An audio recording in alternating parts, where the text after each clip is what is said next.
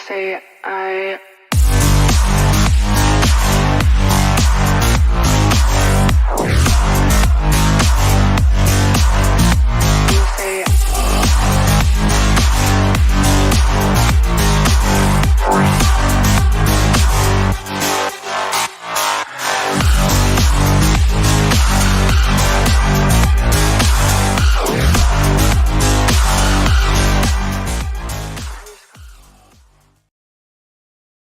Good evening, ladies and gentlemen. Welcome to what is now round 3 of the Formula Racing League Rookies Championship Pro-Am split here at, I think this is Indianapolis. So, well, I know it's Indianapolis. I'm just trying to remember my words.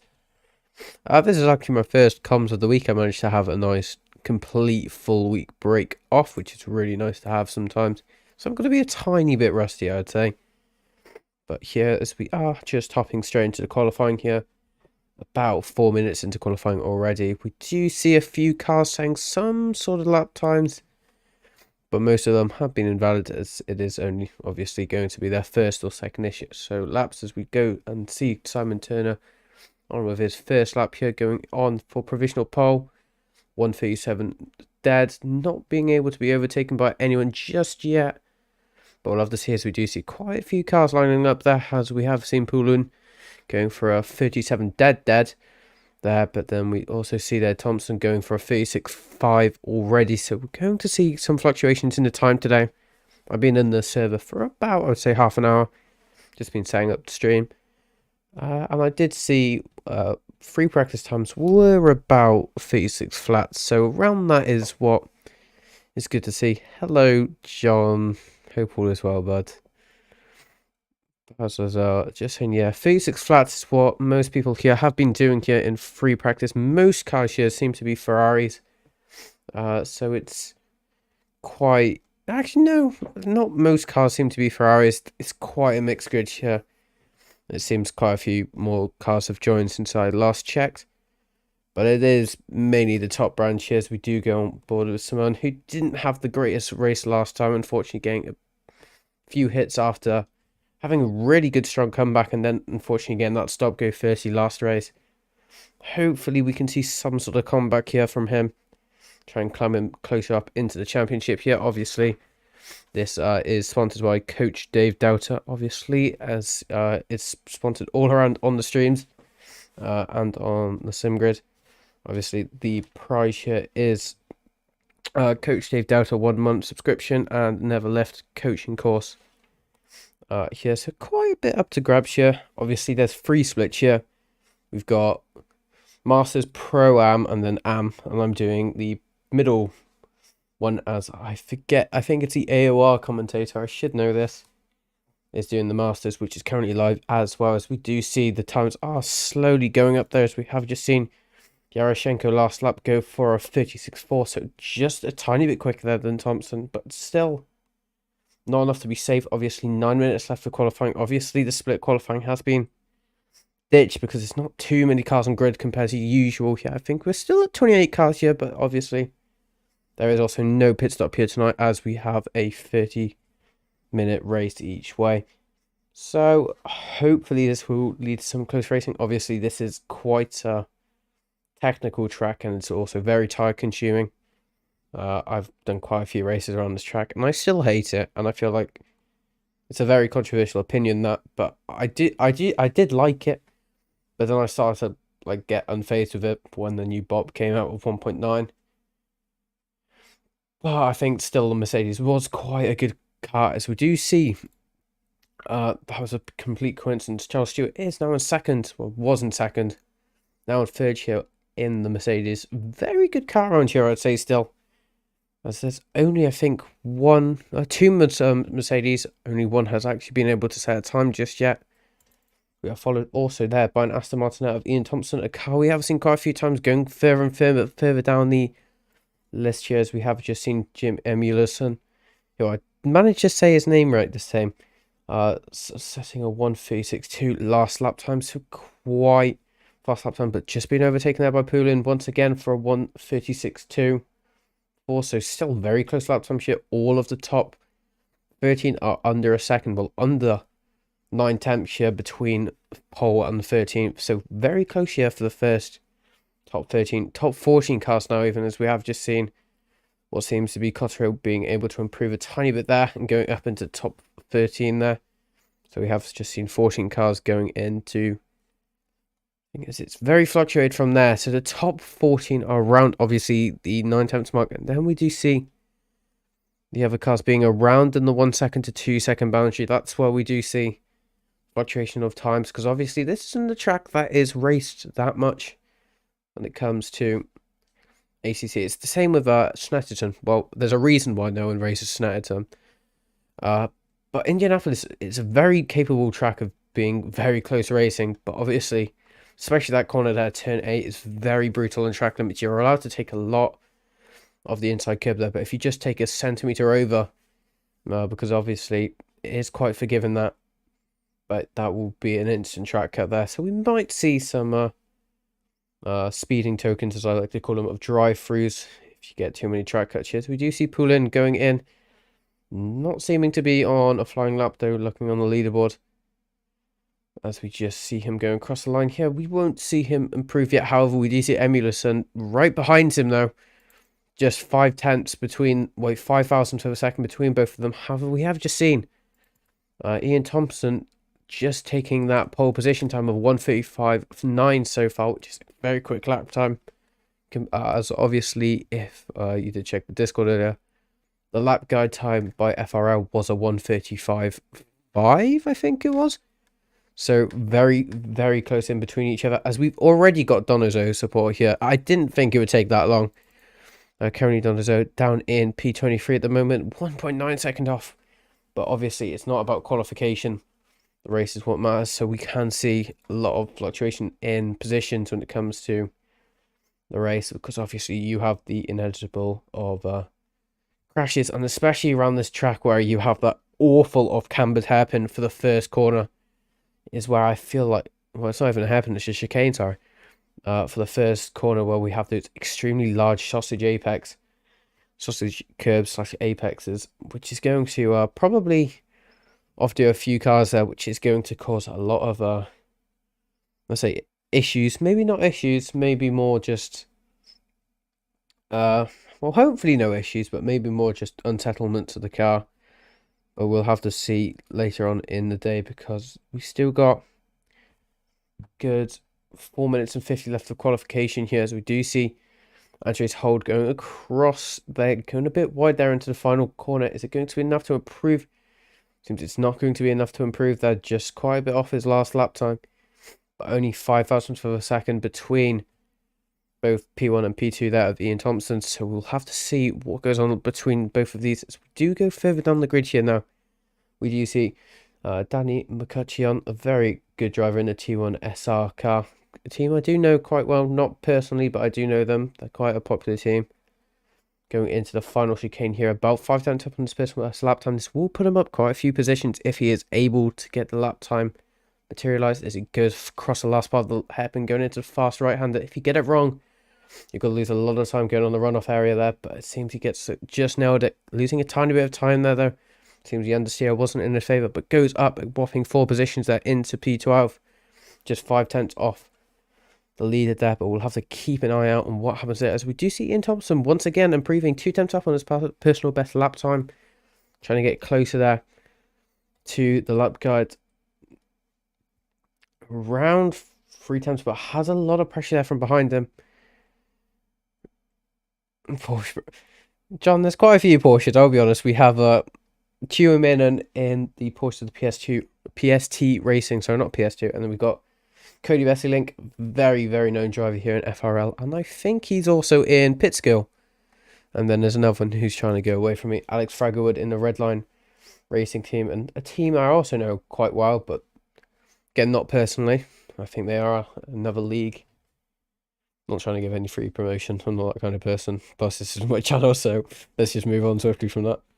The other Mercedes, the Mercedes are the cars I'm really rooting for here. So we've got one in P15, and it seems like P10 as well. Unfortunately, Charles Stewart has ran down the order, going from P2 earlier all the way down to P10 at the moment. Maybe he can try and cook up a lap time. Only 2 minutes left though Have to see what happens there going into the final few laps here. As we do go further down, though, we do see Travaglio in the McLaren. McLaren not being the best car around here. Because if you just take a tiny bit too much of that curb, especially you can see it right there. These are very big curbs there.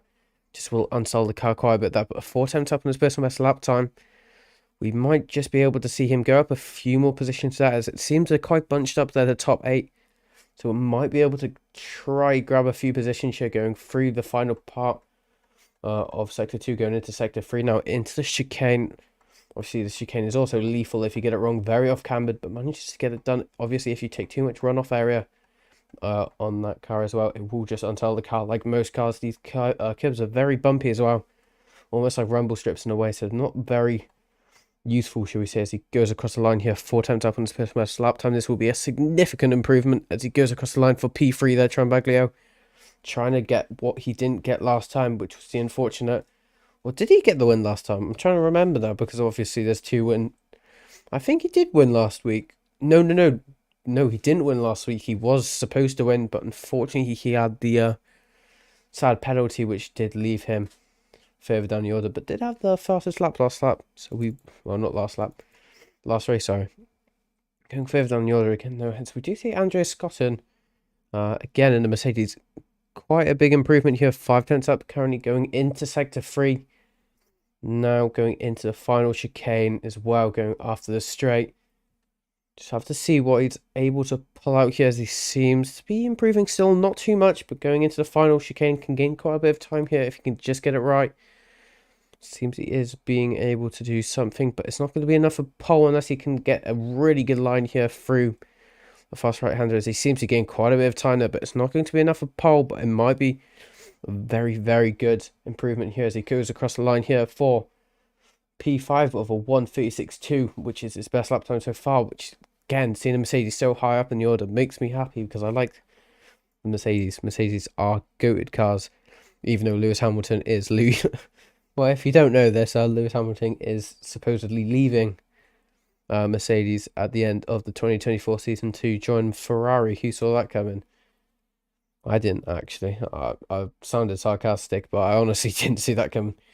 So we did just see Trambaglio now fighting for the top 3 here. Trambaglio just 17th thousandth of a second there off Ian Thompson now. However, we also see Andres Hold, sorry, I keep getting 2 names mixed up, in the Porsche, 5 thousandths of a second off Ian Thompson. So the top 3 are very close here tonight as we go into the final part of it, as we just go into the waiting screen for a tiny bit, just to wait for the screen to go over. So we do just actually see a few more cars, as I'm not going to restream it. Unfortunately, just going a tiny bit wide there. Coven just invalidates his lap time, but or is it actually? It seems it's still on ACC race control to be by the lap time, but does improve significantly. That I know I'm on the BRB screen. I'm sorry, I kind of did that wrong. Corvin goes up into P5, which is a significant improvement there for Lamborghini. But obviously, the Lamborghini brakes are very, very good here. Very good brakes. I think probably one of the best brakes on the GT3 Lamborghini. So definitely quite a good car around here. Most of the races I see, a Lamborghini usually does win. But that was pre-LFM BOP, even though this is using ACC BOP now.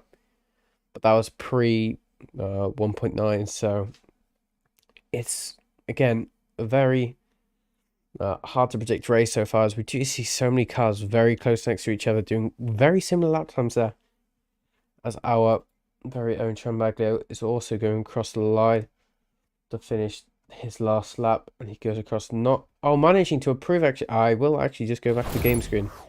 I am sorry here, as we do see Daniel Trambaglio for a 1:35.8 there, managing to take pole just by a tenth there. Great last lap there from Daniel Trambaglio, trying to get that win. Unfortunately, he wasn't able to get us. We quickly go for, I reckon we do, quick track walk. I don't usually do track walks, usually, because they get very confusing for me. But we'll quickly go here for a track walk here, as we go see Daniel Trambaglio, followed there by Ian Thompson in the Aston Martin there. Then followed there with Andres Hold, then Yaroshenko Corving in the Lamborghini. Then we also see Scotton in the Mercedes, the top rating Mercedes here, followed then by Poulin, who was going to take pole, But now into P7 there in the Ferrari 38, well, to 296 of the 381 car. Followed there by Emilson in the Aston Martin 167. Followed then by Simon Turner, Tramby, Matt GG in the Greg's best livery by far. As we do see, everything's going a bit crazy there. As we do see Picani there, followed there by Charles Stewart, Daniel McCutcheon. Sorry, I keep saying that wrong. Madship in the Ferrari Bessie Link, Cody Bessie Link, sorry. Chumanian in the, I think it's the SPST Racing. Yeah, I got that right in the end. Followed then by Tizani, then followed there by Alex Fregowood, Cotterill, Sarelia, Sulimanov. Oh gosh, this is where I got to get a bit difficult. Scutto, and then the last cars, I do remember a tiny of them, and that's Mickey Taylor. I don't actually have any guide names here, and that's all I actually remember, so I am very sorry if I completely forgot your name. That wasn't very organised from me at all. We just get ready to go here for first race here at Indianapolis. Some people say a very Marmite track, you could say. Not many people like it, but some people do love this track here, as we are now on board with what is the leader here for the first race. We do see full formation lap, so obviously just being able to get the tyres warm. It's quite a warm track, a very good track. Temperature, obviously no risk for rain, but it does seem everything goes a tiny bit slow there, as it seems the leader is absolutely stormed off on this formation lap. Obviously cloudy race here, so there could be some chance for rain next race, but for this race it seems they are safe. But it is a very cloudy track here at Indianapolis. No window, so we shouldn't. So I'm now turning into a weather forecast man. Shouldn't be any sort of chance for rain because of obviously no wind. But we do see 25 track degree temp is around perfect here for hot lapping around Silverstone. I keep saying Silverstone. It's because I've been doing Silverstone all week. Last week, so I just need to keep. If I keep saying Silverstone, I might cry. So we go further back. My chip in the 123 carbon fiber Ferrari 296 livery around the mid pack. The mid pack is obviously going to be the danger spot here tonight, as most leagues share, because that is where you've got no control. That could be you could be involved in quite a serious incident. And the last time I was commentating at Indianapolis was probably my second ever race commentary, and probably the worst incident I ever saw here at Indianapolis. So let's hope not to live up to that, and hopefully we can see some good clean racing here. So we see every car just getting ready to exit sector 2 here, going on to sector 3 after the chicane.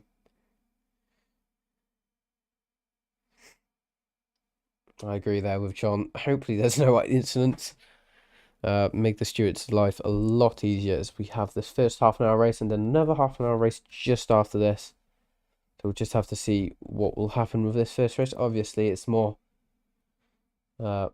difficult for the first race because everyone's just trying to get used to racing again. The second race hopefully is usually statistically more cleaner than the first race, but we'll have to see here going on to the final part of the straight before the chicane.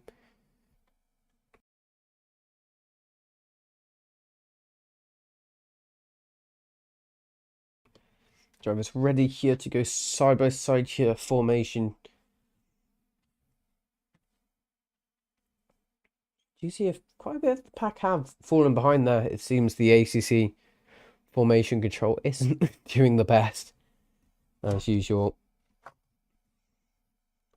Do you just see them coming onto the final corner here, onto the start finish straight? Obviously huge pit lane here, so luckily they don't have to worry about any sort of pit stops. Obviously 2 30-minute sprint races, as we are about to go green here for round 3 Indianapolis. Race 2 here, race 1 at Formula Racing League, as every car is going around side by side here, as we do just see the green light has been waved here now at Indianapolis, as we see 3 wide already, maybe even 4 wide actually going down, as we do see a car just gets a tiny bit of a tap there, but it seems he managed to recover it there. So we do see 5 wide back in the distance as well. So there's a tiny bit of contact there from Ian Thompson, but manages to keep it. See what as we go further back in the field, and it seems that Scott does just get a tiny bit wide there going onto the grass, but manages to save it. Going further down, it doesn't seem anyone has been killed just yet, but that might be commentator's curse. It seems everyone has gone through just cleanly, apart from, unfortunately, Danny McCutcheon has just, unfortunately, again, a bit of us. We do see a lot of cars going off, and I feel like I have just given commentator's curse, and it seems he just got turned around a bit. As again, we have Donozo's support. When haven't we seen Donozo's support? As we do just see, unfortunately, Danny has just been spun a tiny bit. That's very unfortunate for Danny. Hopefully, he can make some recovery. Once shirts, we did see quite a big pile up there. As we see the BMW just going a tiny bit wide there of Mamtaz, trying to not hit the back there of Donozo. But it seems Donozo losing a few positions there on the start. As we do see another humongous incident now. We'll have to get a bit of a replay there to see what happened there. It seems just going on to start finish straight, going into the first corner. Just seems, I think I've got, I don't know what I've done there, but it does seem he just gets around just nicely. As we do see Matt GG unfortunately going slow as well into the first corner, but manages to take the runoff area and just goes, there's no audio of the race. I'm very stupid. There you go. I am very sorry. So we just see every car has just started finishing their first lap here, as we do see Daniel Trambaglio already in the lead there by a bit of a distance, but not too much of a distance, as we do see Emmanuelson trying to get a move done there, and Tramby not having to break any sort of these races, always under pressure at some point during a race. So we also just go further back down there, as we see Donozo has set the fastest lap time here at Indianapolis race 1. But it doesn't seem to be any sort of treble just yet. Quite a distance between both of them. And so we do see Namtaz trying to get past there. It seems, I think, Danny McCutcheon trying to get past. However, now Danny is up a bit of pressure there. Trying to get past. I think that is Proam. That can't be. I don't know who that is, actually. I'm unfortunate. I think that's Cody Vesselink, actually. Must be Cody Vesselink, as it seems Danny did go a tiny bit wide there. And just goes a few positions down, as we do see a few bigger races going on a tiny bit further up the races. We do see the other portion of the PST racing. Sorry, I've not had a lot of sleep today, as Simon Turner is also just trying to get the inside line, but doesn't seem to be working just yet in his favour, as it just goes a tiny bit wide, but manages to try to get a good exit. They're going side by side there with Mickey Taylor, but manages to have the inside line here all the way into the first part of the apex, and manages to get past us. We also see the BMW going for a tiny bit of lunge there. Doesn't seem to make any sort of difference. As Cody Bisling is under a lot of pressure there from Mickey Taylor. However, they all go slow though, because it seems the green McLaren has just gone a tiny bit late on the brakes there, which caused quite a big traffic jam between all four of them to go further down in the grid. As we go on board with Callum Watt here, going side by side here, Ferrari versus Ferrari. We've seen this quite a few times here. Salimanov just getting a bit better braking there, which leads Callum Watt in the power racing car, who had a bit of a bad race unfortunately during Spa last week as well, to go behind as well. Danny once again trying to put pressure there on the BMW, going for the forced inside line there. As we also see Cody Besselink also trying to force his way through this battle as well, trying to make it 3 wide here going into the fast part of sector 1 before the hairpin, as it seems Danny McCutcheon gets the move done just before the hairpin. However, we do see the BMW sticking his nose out a tiny bit, but does seem Danny gets the move done for the time being. But we do see, unfortunately, Picano goes a tiny bit wide, just a few corners away from Danny there, and it seems Picano does get it back on the road, but has lost quite a few positions from last time. As we go down with Cody Besselink, also putting pressure here on Mamtaz on the BMW, gets the inside line of the, what's that, I think that's turn 7, and just gets past as well, which is very good for him. Cody Besselink trying to get some positions back from last time, unfortunately was collected in the incident as well. Just a tiny bit of damage to the Porsche, so hopefully he can recover that well as well. As we go on board with Andrzej Tolcia, trying to get the slipstream here of the Ferrari of Yaroshenko, goes for a bit of a, tries to go for an offensive move, but it doesn't seem to work there, as it seems Yaroshenko completely blocks off the inside line there, and seems Yaroshenko keeps the move for now. However, we do see Andrzej holds looking to put some more pressure there on Yaroshenko for the time being. It seems going into sector 1. We don't see any sort of move to happen. We'll have to keep an eye out on that because it seems they are very similar pace there. We do see Mark GG trying to get some positions back from there. Shalira as well. Shalira, I think a driver I haven't heard of today, so I think a new driver here. So we do see Calamot and Donoso also both off in the gravel there. We'll get a replay of that soon. But we'll go back on board with what was just happening. Mark GG trying to put some pressure there on the new McLaren. Going on to the back straight here. Obviously, if you take too much of this for too long, it will actually go as a track cut. So it's something to bear in mind, but you shouldn't have to use all of that for too long. Is this actually support for someone different for once? Well, I think that's for someone different. Go Mr. Bear. I'm trying to find Mr. Bear for you.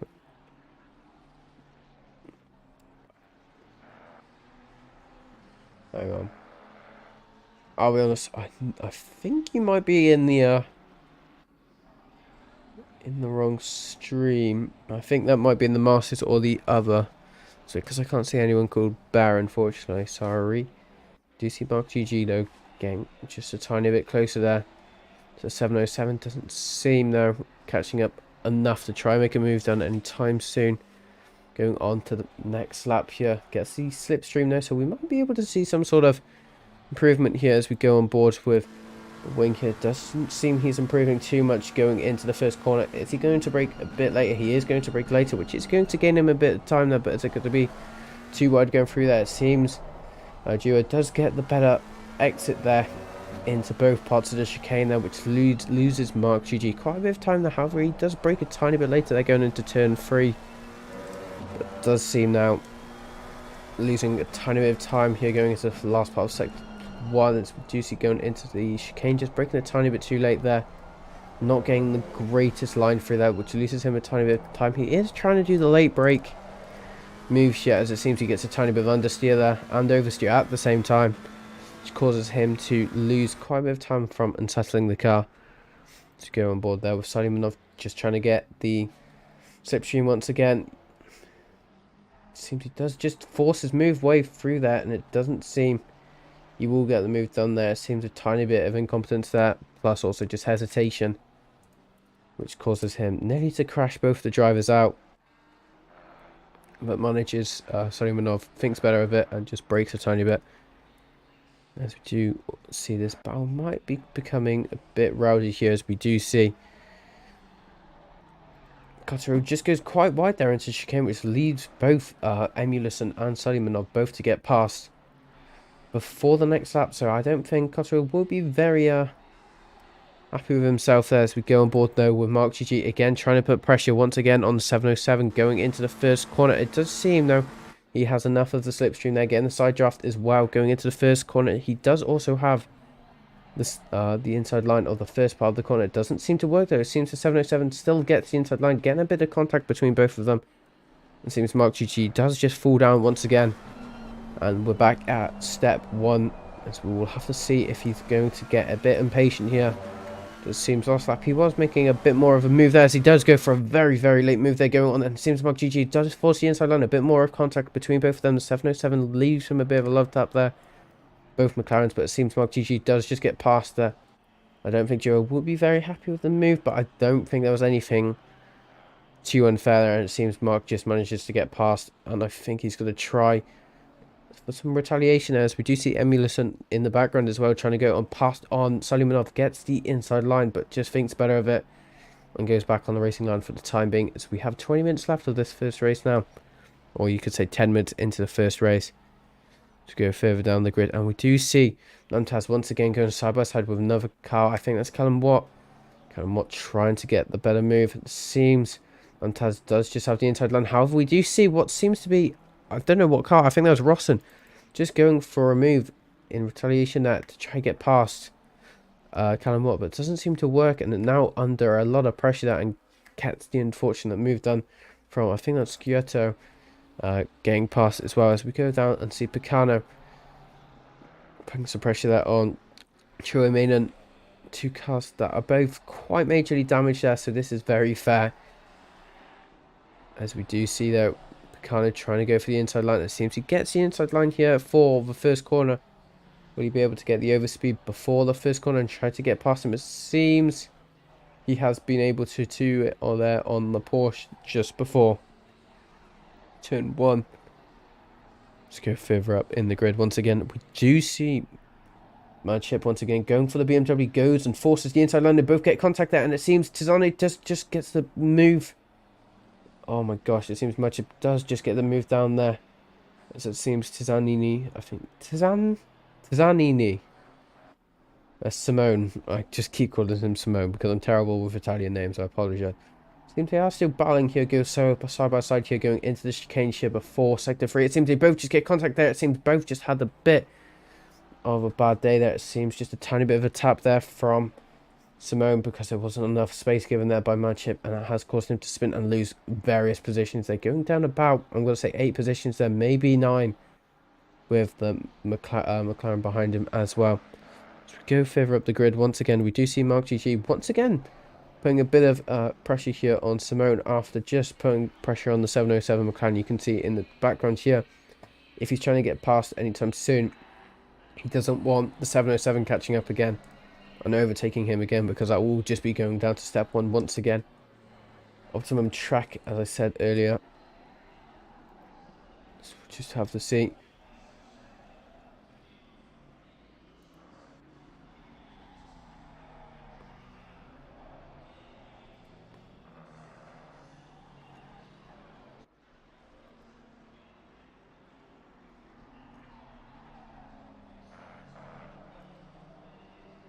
Do you just see the Mark GG losing a tiny bit of time there to Simone, which could mean something that he could have just had a bit of a bad exit going into the first corner. But it seems he manages to recover and just gets closer and closer there, but it seems he's not going to be enough to try think for a move here on the straight. It's not going to be a big enough straight, and he doesn't have a good exit, so he loses time there to Simone here going into the first corner of sector 2.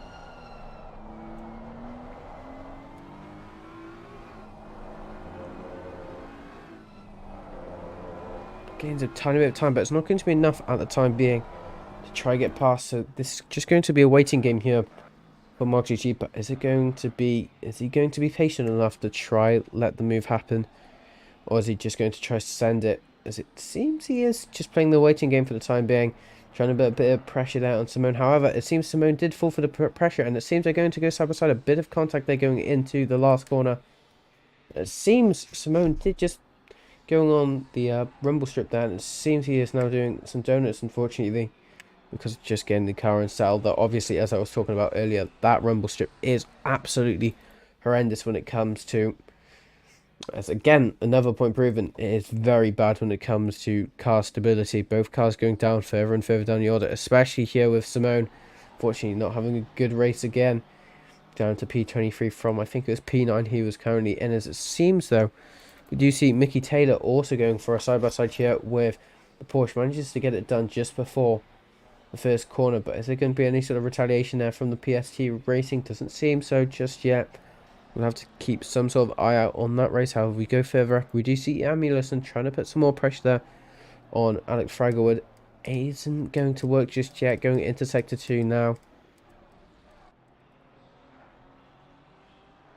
So we are starting to lose battles just ever so slightly. They're just becoming a tiny bit more scattered out. The cars. It does seem Amulison does go for the side-by-side here going into the 90 left, but it does seem he just gets the move done on Alex Fragerwood there as we just go further up the grid. Sorry, we do see Andrew's hold once again putting some pressure there on Yaroshenko. We've had in this race well, in a lot of pressure for quite some time now, so we might have to see some sort of move happen soon. As we also see the Ferrari behind him, or no, that is Corvin trying to get the move done on Andre's hold.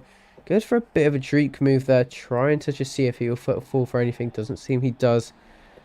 Just have to keep an eye out on that as we go further back. We do see Simone trying to gain the positions that he unfortunately lost there. PST Racing obviously not having much of a break during this race, but unfortunately he gets a tiny bit wide and loses a lot more time there to the PST Racing, so that's not going to help him at all as we go into the final half of this race now. As we go further up once again, we do see Poulin once again.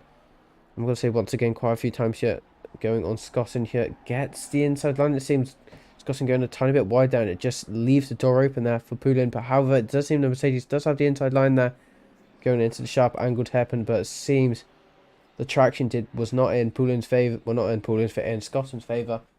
And unfortunately, it seems Scotland loses the position there to Poulin. Go further back. We do see Simon Turner, Bryce, Simon Turner and Cotterill both trying to go at it once again. It seems the slipstream might be in play here. It seems he tries to go for a move. Is he going to force the inside line here? As we do see, he just waits for another few corners here, as he still has ages of time to try to get this move done. P15, this is the battle for, of course. This is about a four-way battle here. So you've got Cotterill, Simon Turner, Mychip and Danny McCutcheon all in this. So anything can go wrong here for any of the drivers, or anything can go very right here for any of the drivers. This is the big thing about quite large battles here, large trains here. Martin Cotterill has to just try to keep the pressure off of him, try to get past Tranby. However, Tranby is seeming to be getting dragged into this train as well. This train could be into a 5-car battle quite soon here. Could be a slipstream train as well. As we go further up, we do see Scotland once again trying to make some sort of retaliation here on Poulin. Doesn't seem to be working just yet though. As it does seem he loses a tiny bit of time there, going a bit wide there. And it seems he does just get a bit of oversteer there, and unfortunately going into the gravel section there. That's not going to be very nice for him. Is he going to be able to recover without losing any more positions? Currently in P8, but it seems he might lose more positions here. He's trying to get eager on the fold out on the grass, but manages to keep it stable. Only losing one position though, which is quite good for him. So quite good recovery there from Scotland, but will be at some pressure here from the 707 McLaren. But is he going to try to defend here going into the 90 left?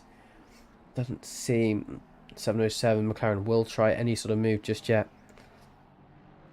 As we go further down there, we do see Simon Turner once again all over the back of there of Cotterill. Martin Cotterill, obviously very capable driver of working under pressure, as we've seen in the last few races. We'll have to just keep an eye out on what all of these drivers do. Obviously, there's no strategy to this. This is all just a sprint race. There is absolutely no pit stops needed during this race unless you get too much damage, and maybe you would have to pit. Obviously, the pits are open, but there is no pit window, and there is no mandatory change for tyres or fuel, so there is just no pit stops in general. So we do see 707 goes a bit wide there, but this might lead here to Scotland being under pressure.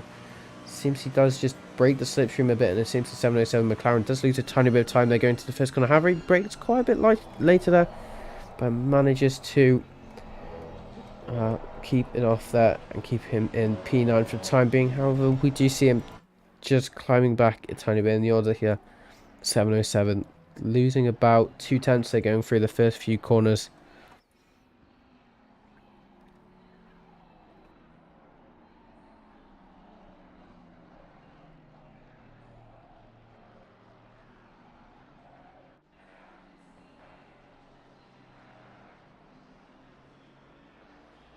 Just see though, he is starting to gain some time there once again. However, we also do see Simon Turner trying to put some pressure there on Martin Cotterill. It does seem he will try to go for a move here.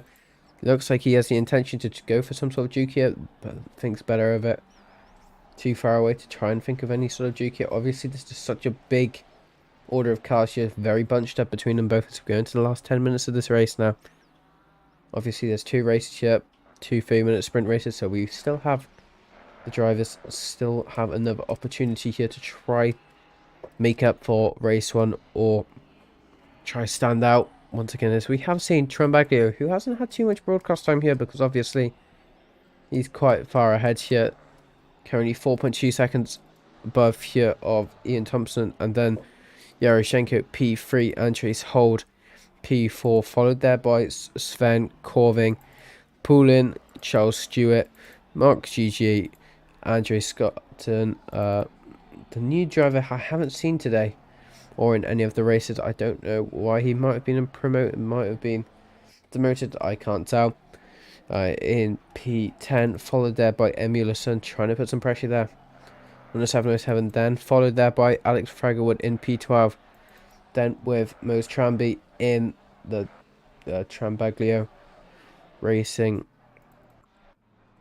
then followed there by Martin Cotterill in P14, but quite pressure there from what seems to be Solomonov losing a position there, but Simon Turner also trying to get the position done there on Martin Cotterill. 2 positions in about 2 corners. We could see it seems though Martin Cotterill does force the inside line here going into 90 left, but it does seem he doesn't have too much to worry about. It seems Simon Turner does not have the speed yet to get past. However, we do see this is all about exit speeds and commitment going through these sections of corners. It seems we'll have to wait till another day. However, it goes quite wide there, as we just saw, and that is going to lose him a tiny bit of time there. Martin Cotterill, as we do have to see him going for this move here. It seems we're going to go and win camp. He goes for a very late dive there, and it seems Simon Turner is going to go off into the grass there to his own realm of world. And we'll have to keep an eye out on what happens there, as we do. Simon Turner has entered that on traffic there. Danny McCutcheon trying to get this move done on Simon Turner. Does get the move done, but it does seem the Porsche is also going to try get involved with this. It seems Cody Besseling does just go side by side here with Simon Turner. Obviously, they're doing the strat there to try block him in. And it seems it has worked. Simon Turner trying to force his way out of this little trap here with Danny McCutcheon in front here. But it seems Cody Besseling has blocked him a tiny bit. But it seems Cody Besseling loses a bit of time there in the braking section. And it seems Simon Turner does just brake a tiny bit later there, as we just see a blue flag there, a yellow flag there. It seems the car is just stopped there. I'm quite confused. I think that's just going to be a spin related issue, and it seems he's been parked there for quite some time. But is it me, or does it look like his wheel's a bit messed up? I don't know why, but he's just still stopped there, so we'll have to keep an eye out on what's happening with him. Might be a wheel related issue. However, we do see Simon Turner once again trying to get the move done on Danny McCutcheon. Seems he will try to force the weight on the inside, and there's 90 left, and it seems he does get the move done. Going very late on the brakes once again. Simon Turner way too late on the brakes there, and going into the gravel trap, losing so many positions here. As I said, this is such a big group of cars, going down quite a few positions there, and it seems Danny McCutcheon can live another day without Simon Turner braking a bit late. However, he knows has pressure there of Picano, obviously in this car trying to get past. Had some damage though, so that won't help Picano at all going into the next few corners, as we will just have to see what happens here. It does seem he does get a tiny bit of a better exit, but it doesn't seem to work here in Simon Turner's favour, and it does seem Picano will get the move done here before the straight. However, no, it's still going to be side by side for the time being. Simon Turner obviously having the better speed there, not having any damage, so he hasn't got anything to worry about. However, Picano does have the inside line, which is a very good advantage here in such a difficult corner complex. But it seems Simon Turner does just get the overspeed done and gets the move defended before the first corner, and Picano will have to try again to try get a move done. However, we do see Cody Besseling once again on Danny McCutcheon. Danny not having much of a break during this race. Seeming Cody does just get past there of Danny McCutcheon for the time being. But hopefully in Danny's favour, he can try get past once again, and in some sort of retaliation get it done. Seems he is just going to try wait a few minutes, as we've still got 6 minutes left of this race, so that's still around, just say 3 or so laps, 4 maybe, of this race. As we do see him losing a tiny bit of time there, we'll have to keep an eye out there. So we also do see Simon Turner down in P18, unfortunately, after the incident there, followed there by Picano. Then we got Mose Tramby, as we saw earlier in the Trambaglio racing, followed by Mickey Taylor, who seems to have a bit of pressure there from Simone. Simone not having the best of races here, trying to get some sort of trying to salvage a point or two out of this race, but seems to break a tiny bit late going into the 90-degree left-hander, followed there by Callum Moore. Very isolated race for him, not too many positions being gained there for him, very isolated, not too many people around. However, we do see there Hanu in front of him in the PST racing, which could lead for Callum Moore to try get some sort of position done, as we also followed there by Donozo as well, chat's favourite Donozo in P25, then followed there by Taz, who we've seen quite a few times during this race. down in P26, then followed by Giuseppe Sciotto, the team SPX Racing there going into his next lap, then followed there by the car that had that mysterious issue where he was just stopped in a corner for quite a while there. Albert Rossen in Team PSR in the Lamborghini. As we go back into the other, as we do see some battles starting to happen. Salimanov, a name that I do really like saying. I like the name Salimanov. Unfortunately, just going a tiny bit overseas there. Is that going to affect him from Cody Bestlink at all? It doesn't seem Cody Bestlink at all close enough to try and think of making a move at all.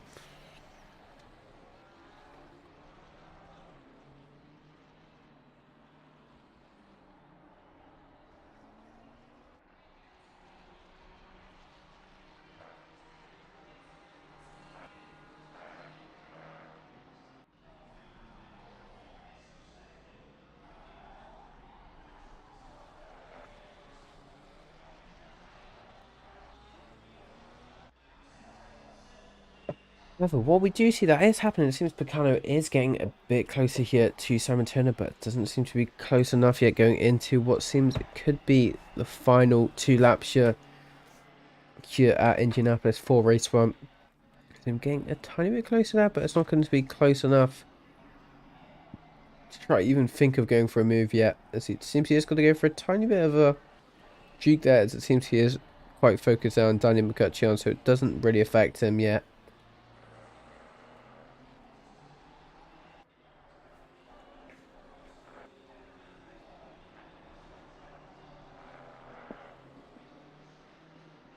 Go further up once again. We do see Andres Holt as well as Ian Thompson getting closer there to Daniel Trembaglio, who seems to have made some sort of mistake to lose 4 seconds there on Ian Thompson. So we're going to have to keep an eye out on this battle. It seems it could go on for a while. However, we do see Emulison trying to get past there of the Mercedes of Scotland. Seems he has the inside line into that corner, but now Scotland has the inside line, and obviously these corner complex corners are not going to help any of the drivers out, but it seems Emmanuelson does lose the position for the time being on Scotland. However, he's going to try and make some sort of retaliation once again going into the final chicane. Seems he's going to force side by side here going to chicane. Gets the inside line for the first part of chicane. Manages to see Scotland going quite wide then. Gets the move done quite easily. And now Scotland is at quite high risk here of Mark GG to get this position as well. As it seems he will have the slipstream. Might not get it done before the end of the straight, but it seems Scotland goes very wide there, getting a bit of snap over, so just trying to keep it out of the wall as he does so well. Very well done there from Scotland. However, he's still under pressure of Mark GG.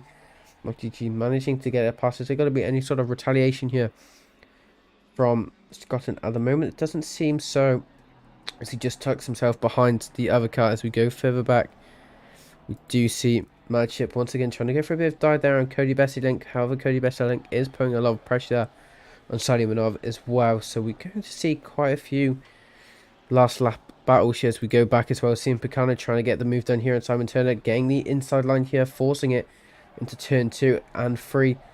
Manages to get the move done for the time being, as we do just see side by side once again. However, we do see the inside line here in favour of Simon Turner here going into the hairpin, managing to get the move done here so far. Simon Turner has to try and keep defending for this next final lap or so, as we do just see he does have the overspeed here though, Picano, for this 90 degrees left. Is there going to be any sort of position here done?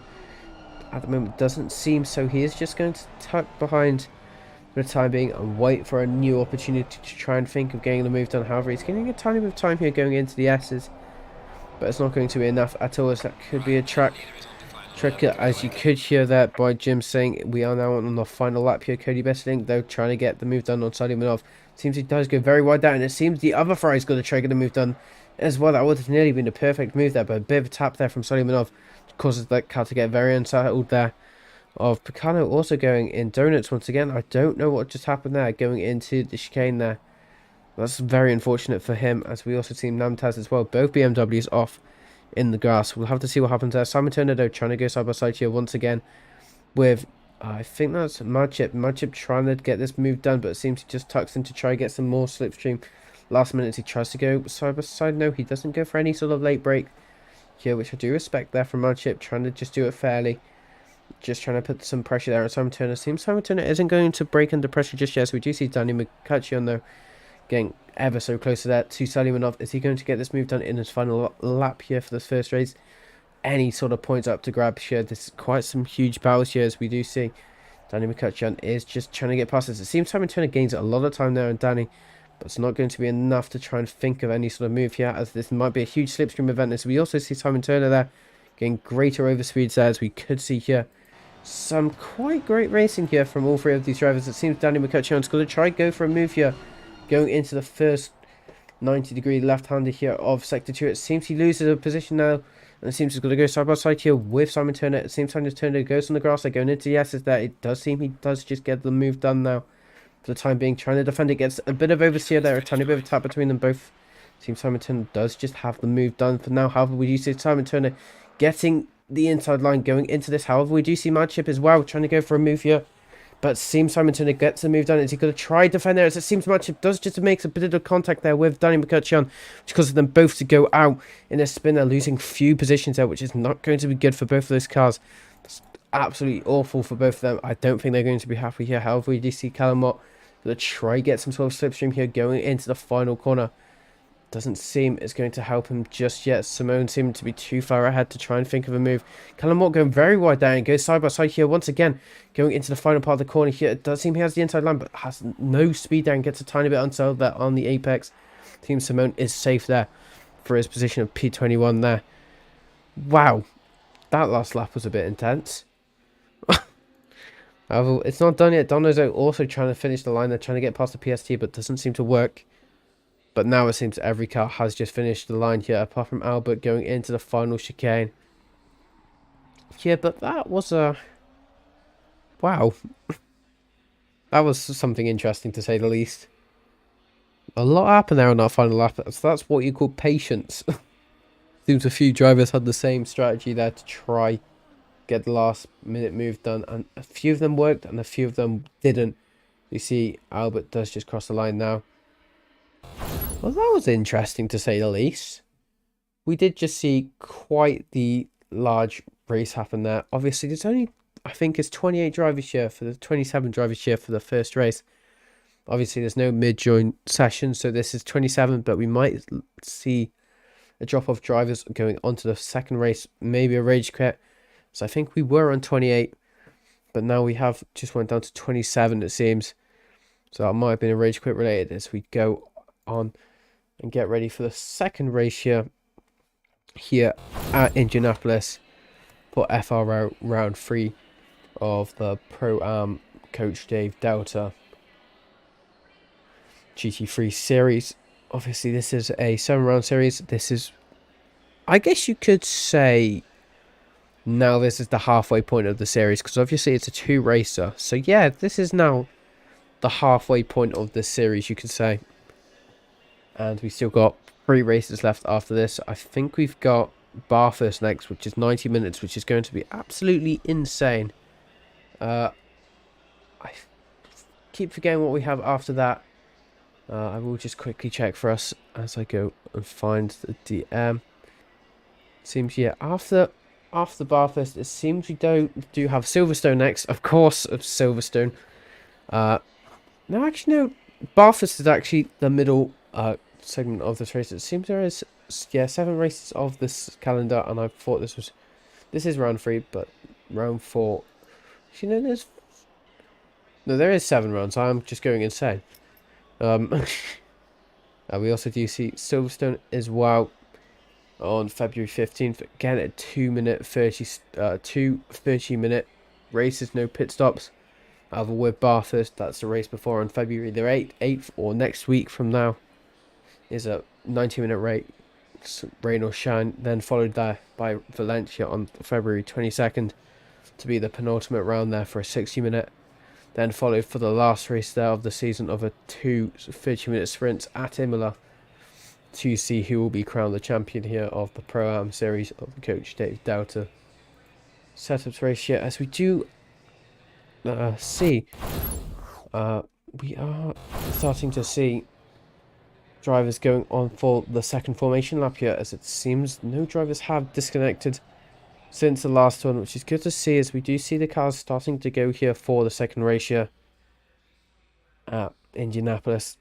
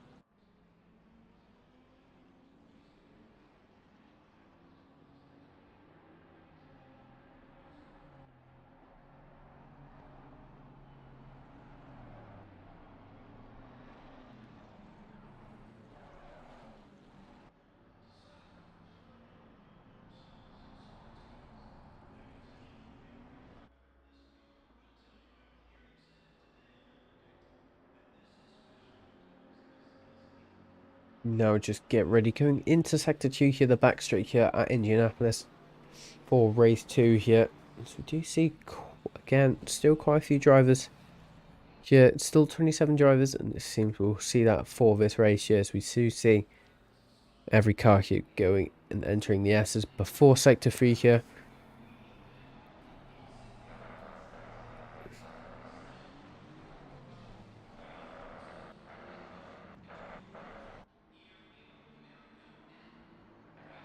Do you just see, though, a few cars further down in the grid just becoming a tiny bit more reckless there, braking a tiny bit later. Obviously the ghosting, but well, they forget that's game. That wasn't Mark GG that did it. I've got 2 preview things on, but I just clicked a random car because there's quite a big gap, well, quite a small gap between both of them. So we are just getting closer here, going into the curve here.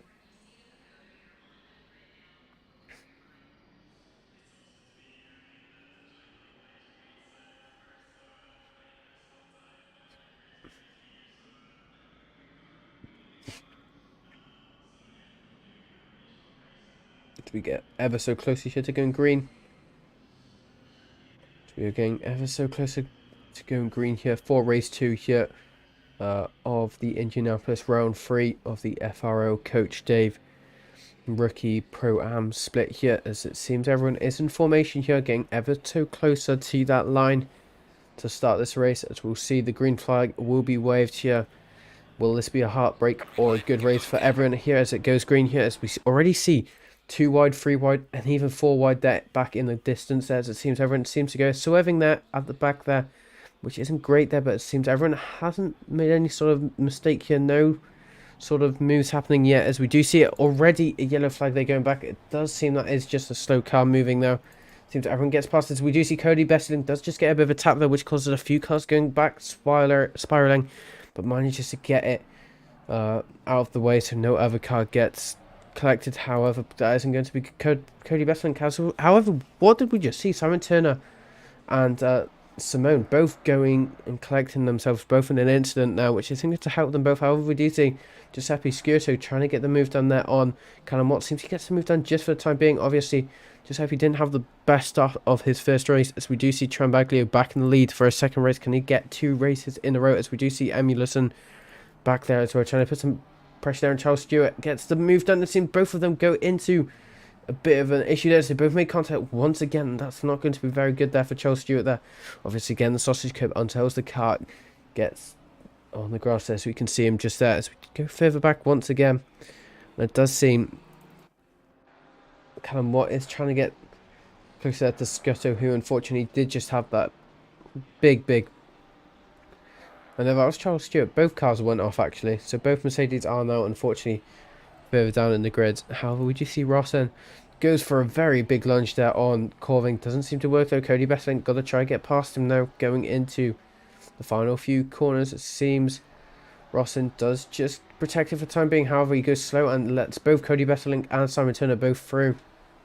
I don't know if that was an intentional let through or just unfortunately gets a bit of a loose here as we go onto the straight. Obviously a load of cars here getting the slipstream on each other. Seems could see a side by side incident 3 times here going into the first corner. It seems everyone gets past. However, we do see a yellow flag there going into here, as it seems that might be that is Tramby unfortunately going slow there. As we find out what happened there of that soon as we do see Giuseppe, as I saw, Callum Watt unfortunately breaking a bit late. They're going into Mickey Taylor there, but now having a lot of pressure there from the 707. McLaren just having a bit of a tap there. Both of them get aggressive. It seems Callum Watt does just get a bit of a ACC physics, as it seems Picano in the background unfortunately gets the last Mamtaz, sorry, just getting the unfortunate issue of getting spun out there, but ACC physics doesn't usually like getting tapped a bit, and it seems everyone else gets past finals. It seems Corvin does get quite a good overspeed there on the other car. Cody Betteling gets past it. Is he going to try to get the past the Ferrari as well? Doesn't seem he is going to be able to yet as we go further down, and we do see Donoso again having the fastest lap of this race so far. Cody Betteling is going through the S's though, but it seems Corvin does have the inside line to this sharp S, and it seems to help him out quite a bit there. Simon Turner now putting some pressure there on Cody Bestling, trying to get too close there between both of them. Could have caused a pit stop, not a pit stop, a pit maneuver between both of them, and they both just stay in the positions they're currently in. However, we do see a very late break from move there from Simon Turner, leaving both Tramby and Turner both close to them. It seems Corvin is still ahead though for the time being, but Cody is probably having the Code Brown moment, as we do see Corvin going quite wide there as well. That's going to lose him a lot of speed there. We're going board with him as well. We'll see a lot of a better exit here from the Porsches. We see quite a few cars going slow as well. Sonny Manov and I think that was Donoso both going, unfortunately, very slow going through that. And it seems there isn't going to be any sort of improvement there, as we do see Simon Turner once again in a lot of pressure there from Tramby. Unfortunately, Tramby, as we saw earlier, got spun out, which has caused him to go further down in the line here. So we do see Rosson once again letting some cars pass. I don't know if that's intentional or not. Seems Simone is trying to get past him as quickly as he can. He manages to get past his Ferrari, going to get past as well. Seems he is going to get past both of them safely for the time being, as it seems there is quite a big incident now. We'll just have to see what happened there. We'll get, if I can, an instant review on that as we go further back. And it seems what happened was, it seems Simone went very fast into that corner, leaving Madship to get spun out there, and unfortunately the other brown Ferrari both got involved as well, as we see some more active chatters. Welcome on in. Reese Holmes, come on, Cotterell. Martin Cotterell has done quite well already during this race, currently in P11 here for Angry Badger Racing, but getting a bit of pressure there from the PST Racing. Porsche doesn't have damage this time, and Scotton as well trying to put pressure on Cody Besselink. Oh no, that's Alex Fragerwood. I apologise as we go further down though. So well, this actually is the closest Bartlett track, as we do see Chiumando trying to put some pressure there on the Ferrari going into this straight, as we do see Martin Cotterell could get a tiny bit of threat of losing a position here. It seems the PST Racing car does get the inside line here going into the Fisher Cane, loses the position there for the time being, and could be at risk here from Giuseppe as well, as quite a few cars there, as we do see Cody Besseling going quite wide there with Simon Turner. Is that going to be an incident involving both of them, or is that just an off-guard moment, as we do see Simon Turner is quite close there to Cody Besseling, and it seems he did break quite wide, just going straight into the back of them there. It's going to be very unfortunate there for Cody Besseling. Going to get some more damage, hopefully not too severe for him, and hopefully he can continue the race. As we do see Mickey Taylor though as well, quite close there to Giuseppe. Is there going to be any sort of move done? So it does seem they are going to go side by side, it seems, but he just backs out a tiny bit. So we do see the PST Racing Porsche getting very close there to, I'm going to presume that is Fragerwood, but it doesn't seem it's going to get him done just yet. As we go further down, we do see Simon Turner once again trying to put pressure after the unfortunate incidents have occurred with him on his Mountas to try to get past this place. Obviously Simon Turner used quite a few positions, but unfortunately both races so far today he's not had the best races so far. His racecraft hasn't been too well, actually being collected in a few incidents both this race and last race, and it seems he is going to get the inside line here, just gets past of Mumtaz before the chicane there. Is there going to be any sort of retaliation there from Mumtaz? It doesn't seem there is, and he's just going to try to plough by get past. However, we do see Sven Corving. Yeah, and they're going to swerve out there, as we also see an identical swerve there from Giuseppe as well to try and get the inside line here on Callum Water. It seems he does just get it done before the first corner. So could there be some sort of retaliation there from Callum Water? It doesn't seem there is going to be just yet. As we go back, Charles Stewart does get the move then on Tramby, just getting the inside line. Pretty like easy overtaking options there if you can do it right.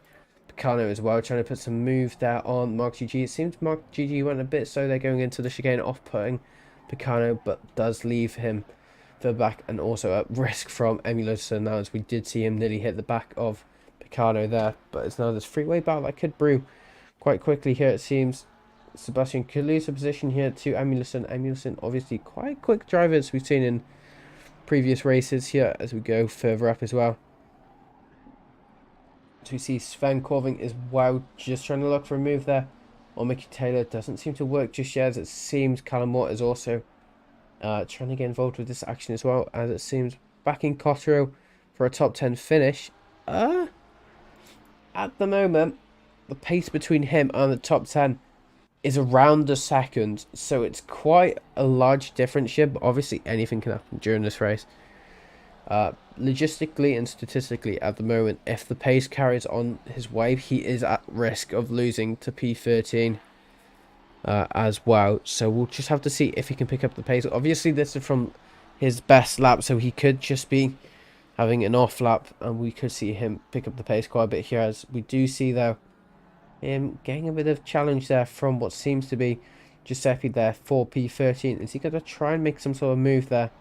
Doesn't seem he's going to play any sort of bad move yet on Martin. He's trying to get past, not trying to murder anyone, like most people during this race. As we go further down, we do Sven Corving trying to go on the inside there with Mickey Taylor. Doesn't seem to work just yet. He does still have the inside line there, and benefit of that. Seems Mickey Taylor isn't going to try let that happen. It seems Sven Corving just gets past him. We also see Callum Watt swerving out there, as we do see Mickey Taylor make some contact there and does make some spin there. Sven managing to keep the car there. That's going to be very unfortunate there for Mickey Taylor. However, now Sven Corving adds at quite a bit of pressure here from Callum Watt. Is it going to make any sort of difference here to go into the first back part of the back straight here? As it seems he is losing a bit of time there, Callum Watt. But we'll just have to see what happens there going into first 90-degree corner here. Very brutal corner complex here. So we do see him losing some time there to Sven Corving. Isn't going to work just yet for him, but we'll keep an eye out here. However, we do see Rossen once again letting some cars through. Don't know what's happening here. Seems he keeps fluctuating in positions here. I don't know if that's because people are losing positions from incidents and spinning out. But Rossen currently in P22 there for Team PSR. But she's not having the best first race, as we do see Giuseppe Sciurto trying again on Cody Besselink. At the moment, doesn't seem to be working just yet. Seems so. Cotterill does get some sort of gap between them both. Cody Besselink obviously seeming to be... No, that's Alex Frankowitz, sorry. Seeming to be under pressure here. It seems Giuseppe is going to try go for an inside line here going into the fish cane. Manages to break a tiny bit later there. Seems Alex Frankowitz does just let to get the move done. Is there going to be any sort of retaliation though from him? But it doesn't seem at the moment there is going to be any sort of move. To go further up once again, further down, sorry, Charles Stewart is trying to put some pressure down the 707 there, who we've seen quite a few times during this race, and we haven't seen him or her off camera too many times here. Charles Stewart, obviously in the Mercedes, quite strong around this track. Hopefully he can use the Mercedes advantage and try to trick the weight distribution into these corners, because this is all down to trying to get the car to get a tiny bit of oversteer to try to get a bit more rotation. Even using those inside curves can help a tiny bit to try get the rotation needed. As we do see Charles Stewart is just getting closer there to the 707. Doesn't seem to be working just yet. So we go further up though. We do see Poulin once again getting a bit of pressure there from Yaroshenko, but also trying to put some pressure there on Andres as well. So it's all about balancing out how much you can attack and defend at the same time without losing too much time. Further down there is a freeway battle here starting to brew. 707 and then Charles Stewart and Tramby all starting to be part of this quite big battle, we could say here. But it seems going into the final corner it has just evened out just a tiny bit going into the final 18 minutes of this race now.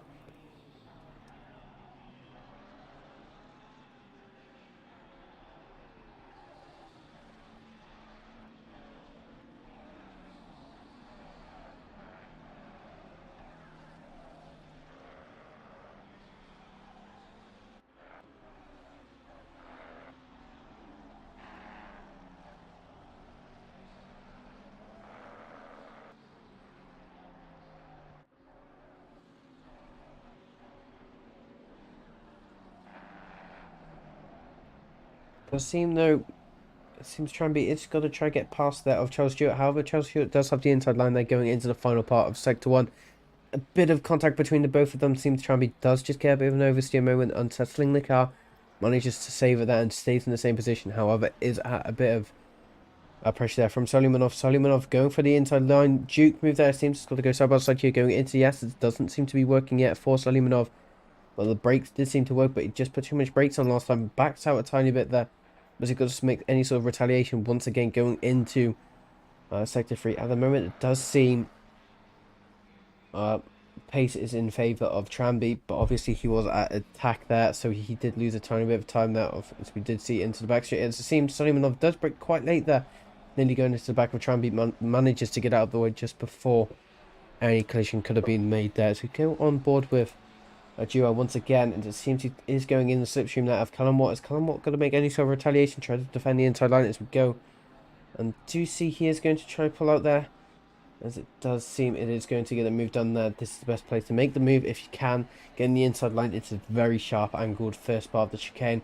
Getting the move done. It seems Charles Stewart is also going to try go and look for a move there, as we can see in the wing mirror as well, but it doesn't seem at the moment he is close enough to try and think of going for a move, but going into Sector 2 now. Loses a tiny bit of time there to Callum Watt. Callum Watt trying to put the pace up a tiny bit so he doesn't lose any more positions, and hopefully gain some position on behalf of him. But we do see Giuseppe once again going a tiny bit slow there, nearly letting Sven Corvin through. However, it does seem Sven does get the overspeed here going into his corner exit, but doesn't think of going for the move unless there's going to be some sort of switchback. Doesn't seem there is going to be a switchback there, so we'll just have to wait to see what happens there. Callum Watt going a bit slow there. It seems Charles Stewart does go very wide there going onto the grass. Might lose him a few positions unless he can get the car back on the road just in time. Seems he loses one position there to his opponent there of Callum Watt. That's not going to help him at all. But on board with Joe once again. Car that has been battling here with Alex Fragerwood for a few laps now. Going into the chicane, but doesn't seem to work as we go into the final half of this race. For race 2, Cody Bessling does go, no, that's Alex Fragerwood, unfortunately going very wide there into the chicane, but unfortunately loses a place there to the 707 McLaren. So we go further up once again. We do see Poulin once again, as I'm going to say once again, against Andrews Hold. It seems all three of these cars have been battling for some time now, as it does seem Poulin is getting ever so closer there to Andrews Hold. Is there going to be any sort of retaliation move there? It does seem he's going to go for an outside move, but it seems Andrews does have the inside. However, there's going to be a switchback there, and it does seem he just blocks the door off just in time. However, we do see Yaroshenko also trying to get involved with this fight for the lead, not for the lead, for P3 as well. Fight for the podium as they all go inside each other's slipstream here, as it seems Yaroshenko is losing a tiny bit of time there. Andrews Hold getting quite a good braking opportunity there on the Porsche, but seems now is under pressure once again from Yaroshenko. So this is again what I was talking about earlier, trying to balance how much you attack and defend at the same time. Obviously you just want to try put your foot down, try gain the pace back, so you're not trying to defend as much as you are attacking, but you don't want to waste too much time, so Yaroshenko could end up taking the P3 position that it's been hardly even tasted by Poulin yet, because he's been battling with this car for a few laps now. Going further down, like Callum Watt is going to take the position. It seems the Mercedes of Scotto does just go a tiny bit wide there, and unfortunately leaves him not being able to recover the car and just has to try and spin back around. It seems Callum Watt does get that position as a freebie for the time being, as Solimanov is trying to get past Charles Stewart, though, the other Mercedes. And it seems at the moment we could see a position gain or a position change here in the next few corners. It seems he does have the better run here going into the straight. Is it going to be enough though going into the first corner? Seems at the moment it is going to be good enough. However, it seems Charles Stewart is going to go forceful of the inside line here to try gain and keep his position. However, Solimanov goes a bit later on the brakes, but loses quite a bit of time there too. Charles Stewart, as we go further up in the grid, we do see Poulin once again trying to go for a move here on Andrews Hold here, but we do also see Yaroshenko as well, also trying to get this move done as well, but it does seem Poulin does lose a tiny bit of time there on him, but it's not going to be enough to try and be worried there of Yaroshenko trying to overtake him as well.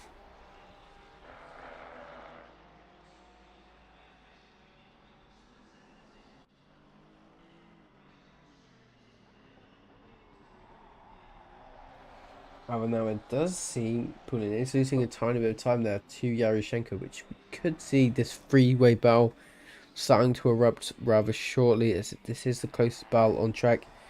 So we go on board with Andre's Toll to see if he is losing any time here going into the straight. It seems the slipstream is going to be the strongest thing here for all drivers, but it does seem it's not going to be a long enough straight for the Ferrari to try and gain any sort of time. Unless there's going to be some sort of late break there. It's going to be a very late break there from Pulin, nearly hitting the back of Andre's Toll, but it's not going to be enough to get past just yet in his favour. As we do see, though, Cotterill is also at risk here of P11. Seeing he was in the P10 here, it seems Giuseppe is going to force the inside line here going into the first chicane. It seems he's going to break a tiny bit later though, but it seems Martin does just keep the move for the time being. It doesn't seem Giuseppe could keep that move yet, but obviously for Reese Holmes' favour, he is still in P10 for the time being, but it does seem he might lose it from Giuseppe being the stronger driver and pace for the time being. But can Martin hold out pressure here for 11 minutes until something bad happens to the drivers behind? Simon Turner, though, just getting the inside line there, and Suleimanov just going through the last parts of Sector 1 here. It seems Suleimanov goes a bit wide there, manages to keep the car there. But Simon Turner does get the move done for the time being. As we go further up, once again, we do see Tranby. Car we have seen quite a few times during this race. Get a tiny bit of the apex areas, which you can see unsettled the car a tiny bit. Going here on Fragwood losing a few positions here, obviously in that Porsche. Can be a bit of a handful at times. Some drivers will agree, some drivers won't agree. But it seems Tranby is just going to try think of making a move quite soon.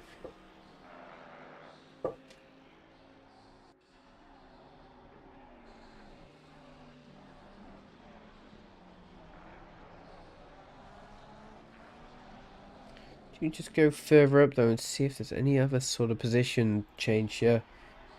As I'm starting to think this might be our final order for the time being, as it seems cars are starting to settle down once again into the last 10 minutes of this race. We do see though Tranby is getting the slipstream here of the Porsche. However, we do see Callum Moore also getting the slipstream here, and it seems Callum Moore very much breaks later there than most Tranby, gaining quite a bit of time there, but also very risky there of trying not to hit the back of Tranby. I'm sure Tranby did just have a Code Brown moment there, but it does seem they both are still in the race in the same position. So we do see Alex Fragwood going a tiny bit wide there, but doesn't seem to affect him too much. He might lose a tiny bit of time here going into the end of Sector 1.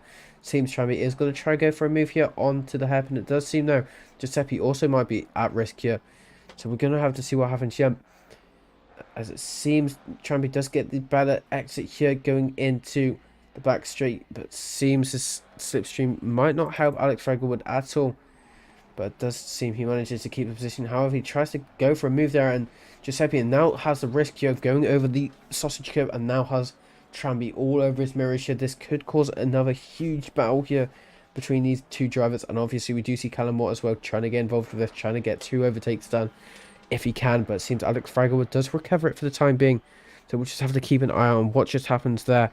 To go further down as well, Callum Moore again, as we just saw earlier, getting a bit closer there to Tranby, but we also see Charles Stewart getting involved with this as well, so we'll just have to continue watching all of these 4 cars even, battling, but this could cause a 6-way car battle, even an 8-way car battle, as we see in the horizon there. Quite a few cars as well, all in this just same section of track here.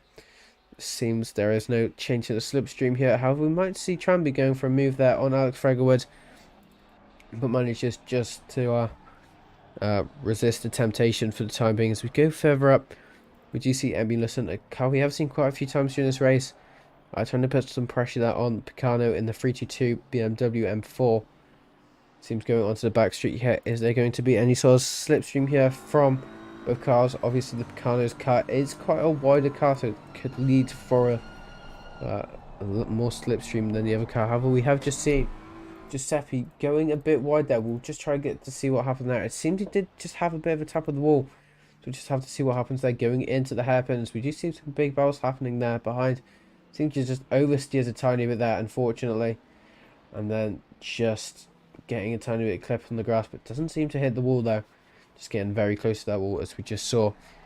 Going further up though, we do see Cody Bessiding trying to get past that, as we do see what seems to be... That's Rossen. Well, why is Rossen parked up again?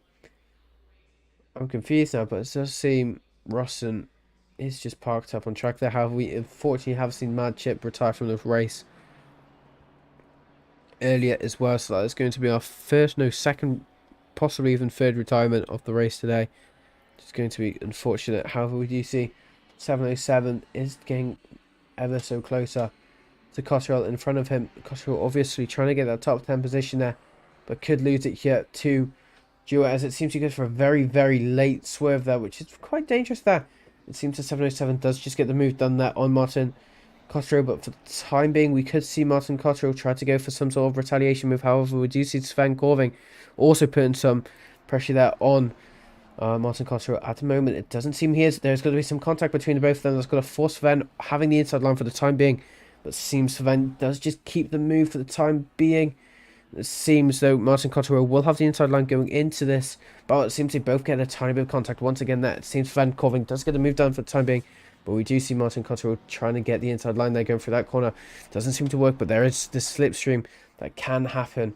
But it seems Martin Cottrell does have a better exit there going through the corner, but it's quite a big gap between both of them now. So we're just going to have to continue watching what happens with this battle as we go into the last 5-ish minutes of this race now. Gets quite intense now at parts of this race as we go further up though. Once again, we do see this is a battle for the lead now.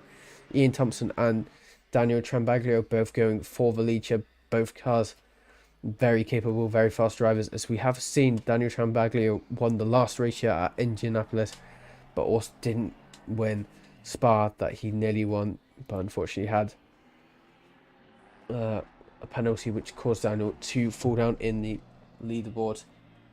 But could have easily probably won that race because his pace was very outstanding there at Spa. We do see them both getting closer and closer, but it seems pace difference. Ian Thompson is marginally quicker there by 2,000th of a second on his last lap there. Chica Motorsports in the AMR. Seems so he is losing a tiny bit of time there to Daniel Trambaglio, but it seems Trambaglio, all he's trying to do is not try and get the pressure of Ian Thompson being behind him, and he just wants to try keep momentum going. So if he can continue doing what he's doing, he can just probably try win this race. He just has to try and defend and keep maintain a big enough gap to be not in the slipstream enough. But obviously going into the first corner, you have that huge straight there, as we just saw not even that long ago, as we do see Daniel Trambaglio is trying to just gain time anywhere he can at the moment. Doesn't seem to be working yet. Seems though Ian is going to lose a tiny bit of time there, but it's not going to be enough time to try and think of a move. It seems Tramby is trying to get past though of Martin Cottrell. Martin Cottrell unfortunately losing 2 positions there, as we saw, going back down to P12, but possibly at riskier P13. But Mose is just trying to put pressure on. Obviously 4 minutes left of the race. They could start to see impatient drivers here, as we do see quite a big train there behind him. As we do see Martin Cottrell does just get some contact there, and it seems he does just go and unsettles the car and losing 2 more positions, possibly even 3 more positions there, unfortunately, due to what just happened there. That's not going to be very happy Martin Cottrell out, and unfortunately he is going to go down into P13, but it's now at risk of this humongous battle as we see behind him, as well as we do see though Charles Stewart trying to go side by side here with Alex Fragwood. It seems Alex Fragwood does have the inside line, so he keeps the move down for the time being, as we do see a switch back there from Charles Stewart. Is it going to work though? It seems he is just going to back out a tiny bit, but it seems now he is just going to try keep and maintain his position and not trying to lose too much time there to Callum Watt behind him. However, Callum Watt also has a lot of cars behind him. However, we do see a side by side once again here between both of them, as it seems Charles Stewart does get the move done. However, we do see Alex Fragwood go on the grass there, just manages to keep it though. Has the inside line here going into this huge hairpin, as it seems he does just keep the moves done. Very well done there from Alex Fragwood. However, there is contact there, and it seems Charles Stewart does just contact with Fragwood, and unfortunately just goes very wide there, and loses all of those positions, he's not going to be very happy with himself there. And it seems Rossen is also in the wall once again, and Charles Stewart is going to lose quite a few positions and a very damaged car there. That's very unfortunate for him there as we go into the last 2 minutes of this race. We do see Van Corving though on the 707. The 707 car is a car we've seen quite a few times during this race now. So Van Corving trying to put some pressure there on her or him for P10. This is the battle for what would be points in a few leagues. I don't know how the point scheme works here. Cody Besselink as well trying to put some pressure there on, I think that's Giuseppe as well. We'll just have to continue watching all of these drivers here as it seems Van Corving is going to have a better entrance to this corner. Is it going to work there for him? It seems the slipstream isn't helping him too much here, but obviously the Lamborghini's brakes are a lot better than the McLaren's brakes. It seems though Dewar does force the inside line as it's a huge dive bomb there from Savannah, and that's not going to work anytime soon for him. And it seems he does spin out as well, so he loses a lot more time there, and that's going to be Dewar's quite relieved there. So we do see Simon Turner losing position there to Cody Besselink. Quite a forceful position there from Cody Besselink. Obviously we do see Giuseppe off as well. Unfortunately, that is going to be a position lost or free there for Giuseppe. We're going to the final minute and 20 of this race now. Do you just see Simon Turner is getting ever so close to there to Cody Besselink, forces him away into the inside line there. It doesn't seem Cody Besselink wants that to happen, so he just forces the door shut. But now has this huge shit to try gain a tiny bit of slipstream here on. So it seems he is going to try and get closer and closer here. It doesn't seem to be working just yet. It seems Cody Besselink is managing to break the draft a little bit, as we have just seen the leader is on the final lap here. So we'll continue watching the leader in a minute, as we do see though Simon Turner is getting closer there to Cody Besselink, and it seems he isn't going to take a move done just yet, but obviously he still has Simon Turner behind him as well, and Tramby as well. So these two cars are going to put a lot of pressure here on Cody Besselink going into what will be the penultimate lap now, as it seems going into the chicane now, trying to go for the inside line there. Cody Besselink just defending it there, as we do see now going into the final corner of this lap. Going on to what will be the ultimate lap now. It seems Cody Besselink did quite a good job there, just maintaining a good enough gap there, so he's kind of risk free here from Simon Turner for the time being going into this last lap. Hopefully no dive bombs there from Simon Turner. That was very far away to try and think of a dive bomb there, as we do see no other battles are happening here. This is the closest battle on track here. Cody Besselink is still trying to just get the move and keep his position. Obviously he is getting a bit of damage there, as you saw the light flickering. However, he goes a bit wide there, leaving Simon Turner to leave the door open a tiny bit, look for a move, but manages just to keep the door closed. However, we do see Cody Besselink leaving the door open a tiny bit for Simon Turner to try sneak his way in through the very off-cambered hairpin, which isn't going to allow him for any sort of defense, but it seems he manages to get the move done for the time being. But it seems at the moment the leader has finished the race, and it is quite a close gap between both of them, as we do see Simon Turner now had a lot of pressure there from Tramby. Tramby also part of this race, and we could also see Giuseppe all part of this race all at once, as we have seen quite a drop off in track temperature, about 4 degrees in the past half hour or so. So definitely quite a drop off in track temperature, as we do have to just see this final battle. It seems this might be the final order, as it seems they're calming down a tiny bit. Yeah, as we now go on to the final few corners here, with Tramby trying to go for a move though on Simon Turner going into the final corner. Is he going to try get a bit of traction here on any of these cars here? Cody Besselink does seem to be getting close there, and Martin Cottrell. This might be a little photo finish, but it does seem they are just going to keep in the order they currently are in, and it seems every car is going to cross the line here. Very close order from every car here on track here. Very well done to everyone who has participated in the race today. Nicholas Mamtaz being one of the final drivers here to finish race. You're going very wide there, unfortunately going to the final 90 degrees sharp corner, going into the penultimate corner now to finish the race there for Quantum Elements Racing. BMW, does he tap the wall a bit? It does seem he wanted to tap the wall a tiny bit, swerving there. Managed to finish the race, and it seems now everyone has crossed the line there.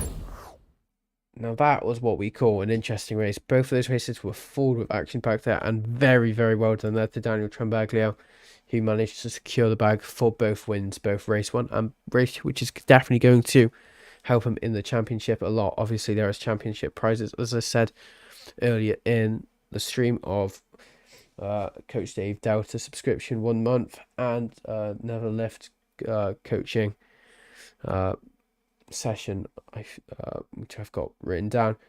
But that is going to be the end of the stream today. Thank you very much for all watching, and I hope you'll have a great rest of your evening. My name's been Aces, or Alex. Aces known in Discord, and I will see you guys later. Bye.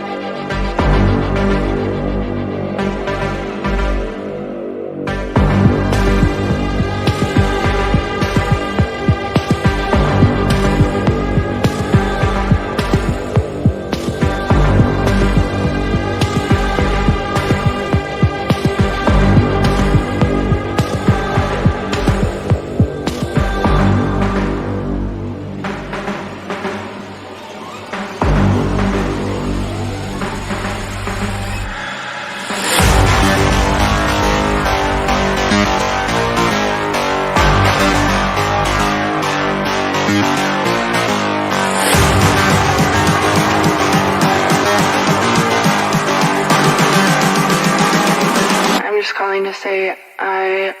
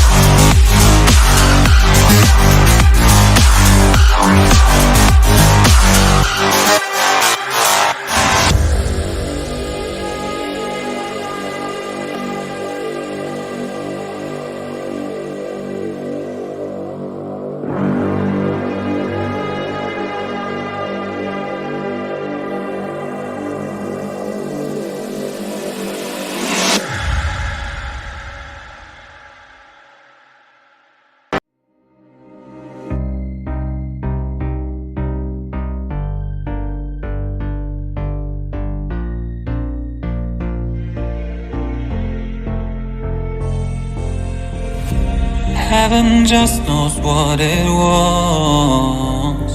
Will I go back to the place where I belong?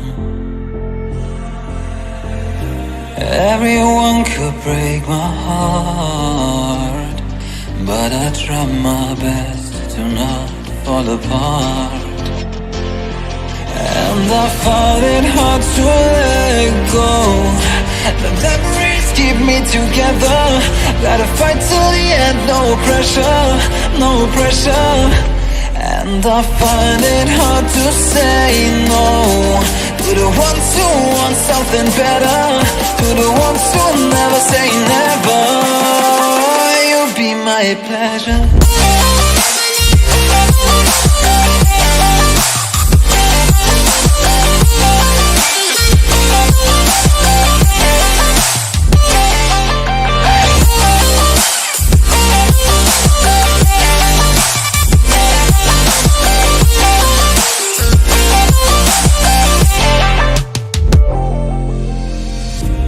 I got nothing to be scared of, because where people live, there is always love. I know the answers in my heart, so I'll try my best to not fall apart. And I find it hard to let go. The memories keep me together. Gotta fight till the end, no pressure, no pressure. And I find it hard to say no to the ones who want something better, to the ones who never say never. Will you be my pleasure?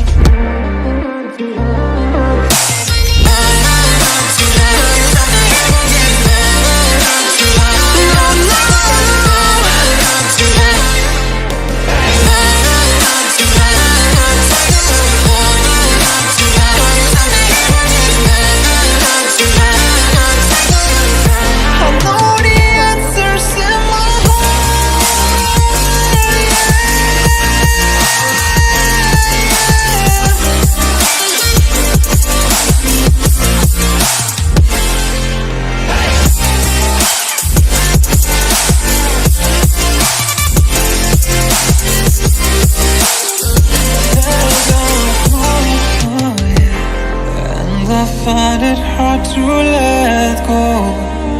Memories keep me together. Gotta fight till the end, no pressure, no pressure. And I find it hard to say